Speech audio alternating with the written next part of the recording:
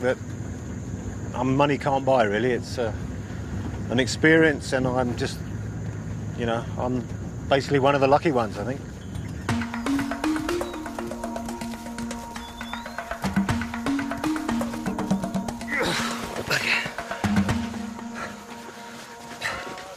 Back at base, TJ is unloaded, so Dave can change his radio collar. It's very light, so I'm working as fast as I can. What's the number, Mush? 489. We've got a magnet.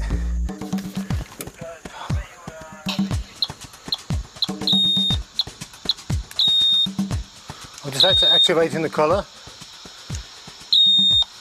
That's fine. Let's give him his vaccination. I'm going to vaccinate him for all the normal diseases that you'd give a domestic cat, plus rabies.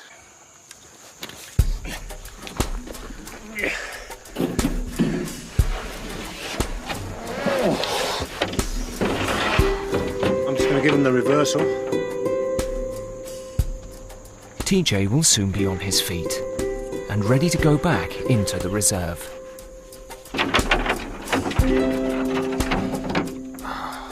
Time now for a pot of tea, as opposed to a cup. It's been hectic, running around, but the job's done. Everybody's happy. Hopefully the leopard will be up soon.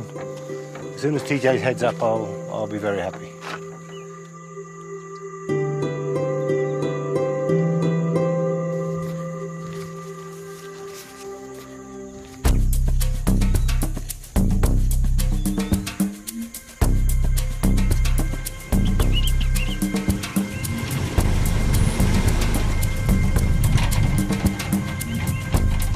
Once TJ has recovered from the effects of his anaesthetic, he's ready to enter the reserve once more.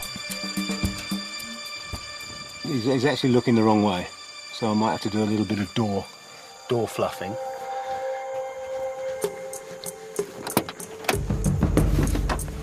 Dave has designed a pulley system which will enable him to open the door to the crate from the safety of his truck.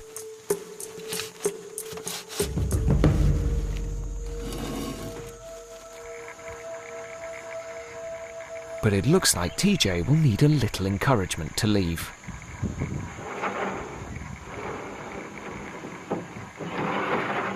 After a stressful ordeal, the darkness provides a reassuring level of security.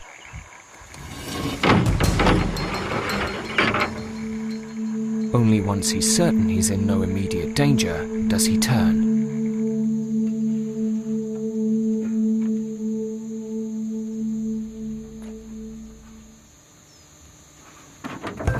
And head off for the safety of the bush.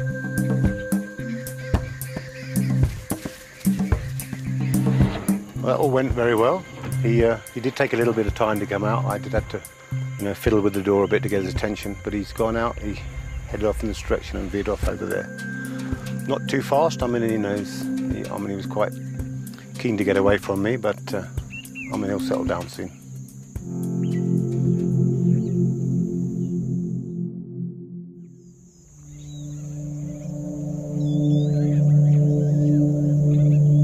As the sun rises over the reserve, Dave is coming to terms with some tragic news concerning 4-year-old injured cheetah, Frankie.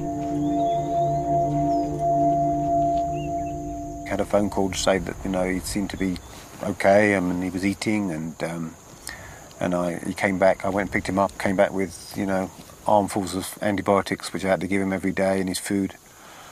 And he seemed to be doing good. And then on I think the third day that he was back, I just noticed he just wasn't right. He was holding his head at a funny angle, and I just needed to take him back to the vet. So when I took him back, Axel had a look at him, knocked him out and had a good close look, and all the infection was all setting all under here, and basically all the skin was all basically dead. It was there's no way to save it.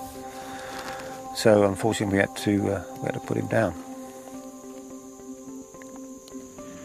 And I stayed there when Axel put him down, and I was talking to him and telling him what a good job he'd done, and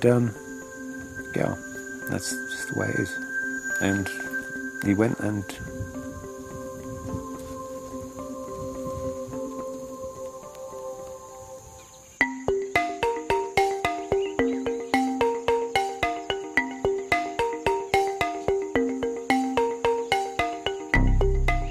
Dave's death is shattering news.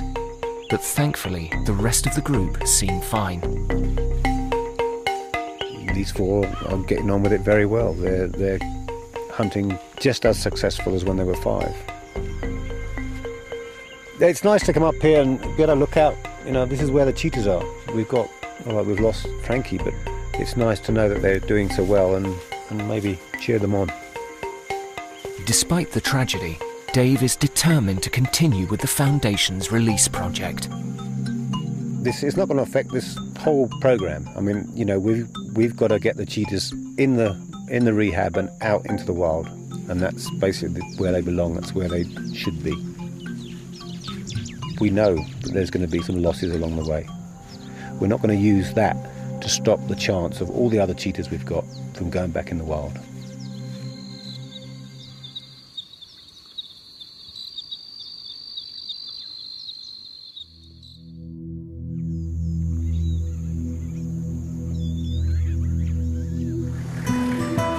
A new day brings more positive developments for one of the Foundation's younger residents.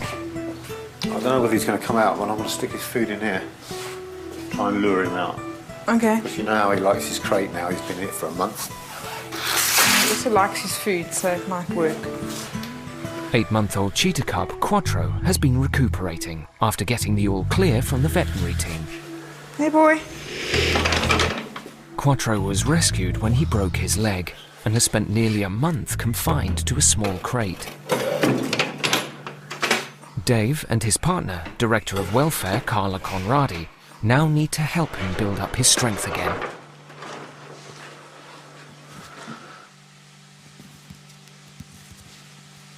They've placed a bowl of food in a small enclosure with access to the outside, hoping to tempt him out and get him moving.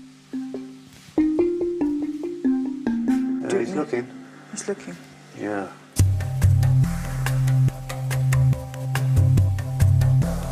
But after such a long time in his crate, Quattr is nervous about leaving. He wants that food so badly, but he doesn't want to.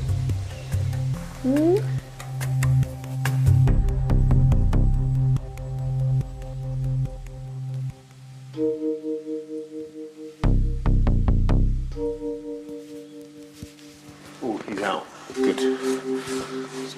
Okay, my boy. Put this in.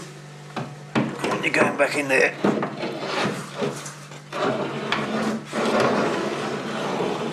You're hungry, boy? Huh? He was hungry. I just don't know what he's going to do now when he's finished his food. He sees that he can't get back into that crate.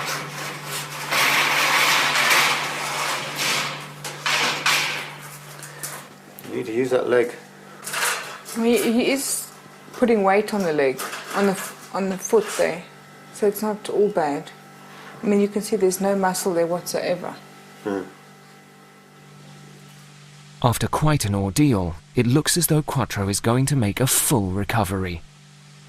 But Dave and Carla will have to remain patient. Now he needs to get over his fear of going outside. But I'm sure that's going to happen soon. It's not going to be long before his curiosity gets the better of him.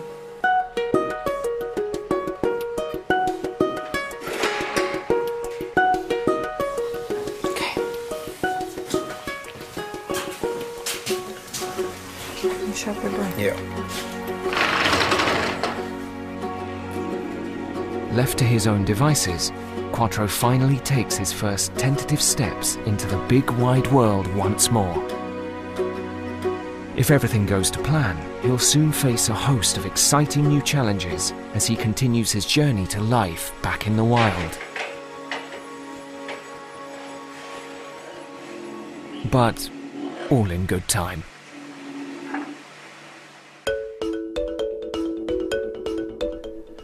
Well, she joined Corrie as Rita in 1964. No wonder she's a Coronation Street legend. Barbara Knox joins Paul tonight.